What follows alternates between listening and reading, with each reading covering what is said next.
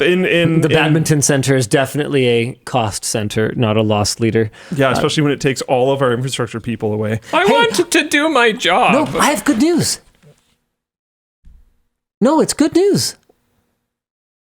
Why are you going to be such a dick?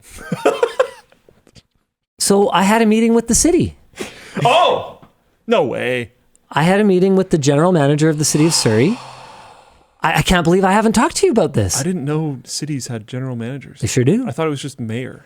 Well, I mean, mayors have staffs. They don't just do everything. You sound like one of our viewers who thinks that I it's just grind like a the big weed guy and harvest the in an weed and office. bake the weed and like a little red hen over here. Like, no, they have, of course, they have a whole weed? team. No, wheat. Oh. It's the story of the little red hen. I know, I thought you said weed. Did you not have children's stories? It's like the Canadian version of the little red hen. Not the weed, Little you red guys. hen rolls the joints in her you tiny don't- beak. You don't bake the weed bakes you. Never get eye in your own supply, Linus. Okay, so Those eggs would be off the chain, though. From high chickens. okay, It's like high chew, but way worse. so you had an important meeting Yeah, so we had a meeting with the general manager of the city that of Surrey. apparently cities have. And in much the same way that, I can't say with confidence, oh, we're going to sponsor big time or, whatever. I can't say with confidence that we're going to be able to move forward with whale lands at the badminton center / I'm just going to start calling it Smashchamps. So that's what it's called. It's called Smashchamps. I'm not saying that we're going to be able to move forward, but what I will say is that we had a really constructive meeting. We chatted for almost 2 hours. So it's never a good sign when a meeting is 15 minutes. It is almost there's like a happy spot. Like how good of a sign it is if it's a 4-hour meeting, it's probably bad. So it was almost 2 hours, including 2 site visits. So they went to Smashchamps, and then they also came here to the office to get an idea of what our operation looks like.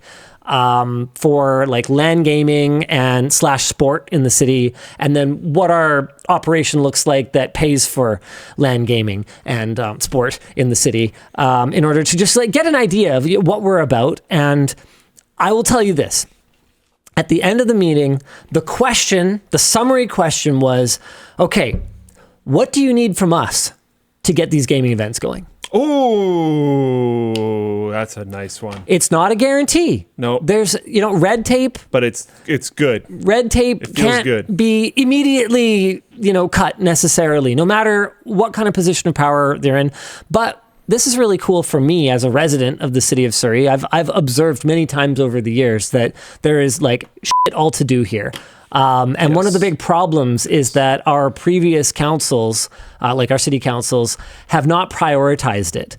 So to have fun, you have to travel out of the city. It's basically been a thing for a long time. And what's cool is one of the things that he said is that in his 10 years working for the city, this is the first council that has come to him with a mandate of, hey, figure this out. That's awesome, actually. Yeah. That's very cool. And even not even just the impact on Smashchamps, like obviously I'm happy about that, but I'm also excited about the idea of things to do being something that the cities that are out here care about. I'm going to bundle in like Langley. Stop acting like suburbs. Caring a little bit more with like the Langley Event Center and stuff. But even that, like, unless you're doing organized sport, that helps. That's cool. Yeah. I like Langley Event Center. I'm for it, but we need kind of more stuff like that. Yeah, 100%. And it's funny because one of the things that he also mentioned is, I forget what the time frame was, but I think it's sometime in the like next 10 or 20 years based on projections, Surrey's going to be the biggest city in the province, not Vancouver. Yeah, that makes sense. Because Vancouver's already built up and Surrey's only built out and not even completely built out. There is some major inefficiencies like out of Vancouver's. Like the fact that they have like all the sports arenas and like all the entertainment district and all of that stuff is sort of like, why? Yeah. Why is Surrey a suburb of Vancouver? Like why don't we have cool stuff to do here? Yeah. And I love that mindset. Yeah. That's super cool. No, it's great. And so I was talking to him and I was just like, look, like I like to live my life via improv rules, right? And improv rules is you work together and you can't say no. Because no is not useful. No doesn't give your partner anything to work with. And we've encountered some obstacles within the bureaucracy. And the answer could be a barrier that's so high that it's effectively a no. Yeah. But no is not helpful. And so, like, okay, one of the concerns that was raised to us was occupancy. And we kind of went, okay. So what's the limit there? No. And we kind of go, but what if as a requirement, all the bay doors are open during these events? Because there has to be a reason. Rules exist for a reason. So tell us the underlying reason, because if we don't know the reason, we can't address it.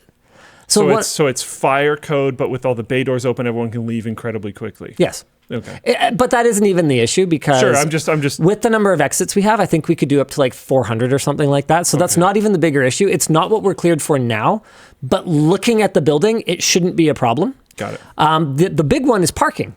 And we kind of go, okay, but what if we worked with our neighbors, because these events would be taking place outside of regular business hours, and this is an industrial park. So theoretically, as long as we clear it with them, it should be no problem to have tons of parking.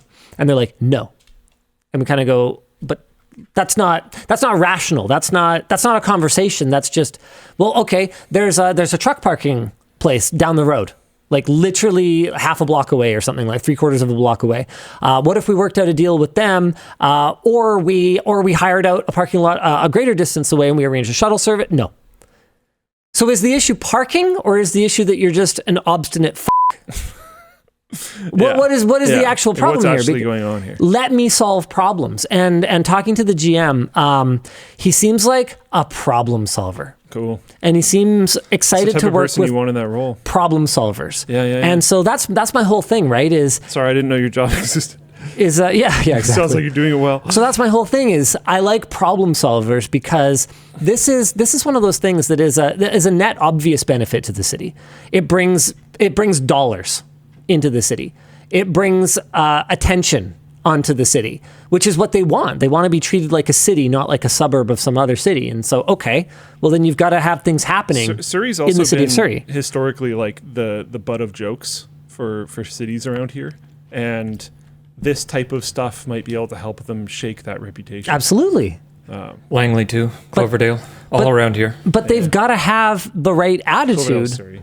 They've got to have the right attitude in order to make that work. And it just seems like we have finally reached the level where it's stuff done. It's a get her done attitude instead of a follow the rules attitude. Like, one of the things that we ran into is that in an industrial zone, you can have recreation, but not entertainment.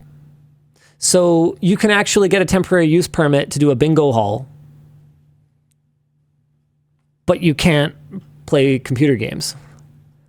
And so that's one of those things. And yeah, so that's one of those things that's like clearly an arbitrary distinction. Icky. Yeah. Yeah. Someone somewhere in the bingo gaming industry got that pushed through at some point. And so I'm just kind of sitting here going, look, there's a charity event that Yvonne and I participated in where you can rappel off of one of the towers in Central City. That's cool. Yeah.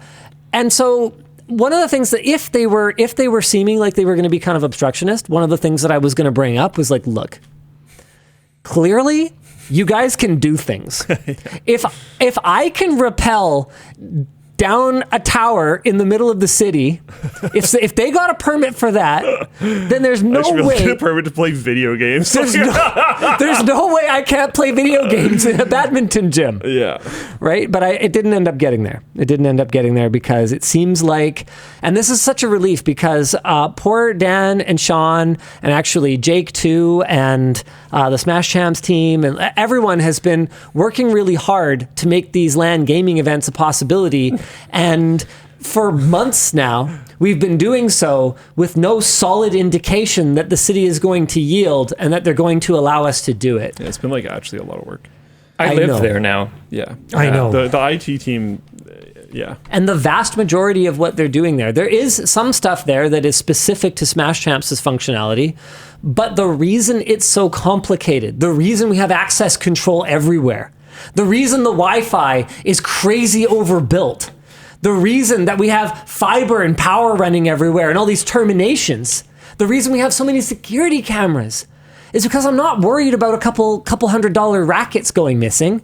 I'm worried about access control and dividing a group that has $2,000 laptops from just random looky-loos that are there playing badminton, whatever else. Like, it was designed for us to be able to run these events without the cost and time of doing them in a non-specialty built facility. Yeah. So we've really thought about it from the very beginning. Like, how do we make this purpose-built for LAN gaming on this side without interfering with the regular business over here when we want to do these events? And so hopefully that helps at least, Dan, for now. I mean, I love it. It's fun to build things, you know? Yeah, but it's nice if people use them after you build them. I enjoy the act of building. I don't care if it's seen or used by anybody, and it's very important to like that. You know? I actually believe this. I don't just for other people listening. I don't think that. I think there's an additional benefit. It always is nice, but it's not to be expected. Yeah. And if you're out there doing something for the validation from other people, you should probably look into why you're doing it. That's fair. Yeah. That's fair. Yeah. Build something for the joy of building it. Won't it be nice if other people enjoy it too? Yeah, because it costs a hell of a lot of money. Oh, yeah, there's that.